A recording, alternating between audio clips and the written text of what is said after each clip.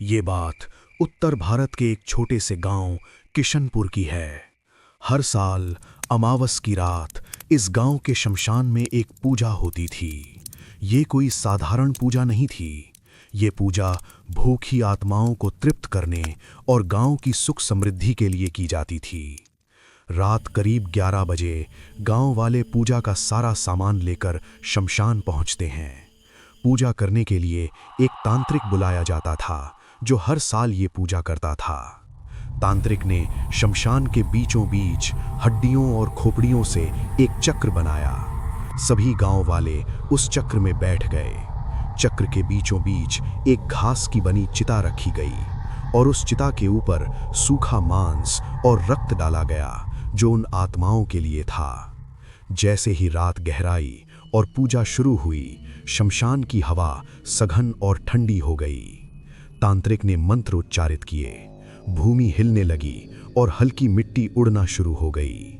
अचानक चक्र के अंदर की खोपड़ियां और हड्डियां अपने आप हिलने लगीं। दीवारों में अजीब सी कंपन शुरू हो गई। दीपक फड़फड़ाने लगे। हवा में आत्माओं की मौजूदगी साफ दिख रही थी। उनकी मौजूदगी ने सभी गांव वालों के दिल की धड़कन तेज कर दी। उनकी सांसों में डर साफ महसूस हो रहा था। अचानक वो आत्माएं हवा में उठ जाती हैं। उनके बाल आग की तरह ऊपर उठते हैं। उनके चेहरे आधे पिघले थे जिससे हड्डियां साफ दिख रही थीं। वो अपनी आंखें खोलती हैं और उनके हाथ हवा को चीरते हुए उस चिता की तरफ बढ़ते हैं। आसपास की हवा और तेज हो जाती है। अब पूजा का चरम समय शुरू होता है।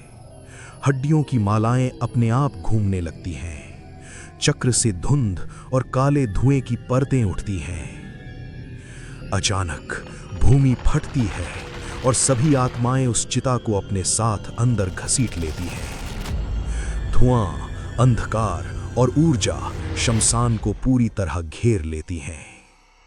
दीपक बुझ जाते हैं। चक्र में रखी खोपड़ियां और हड्डियां हिलना बंद कर देती हैं।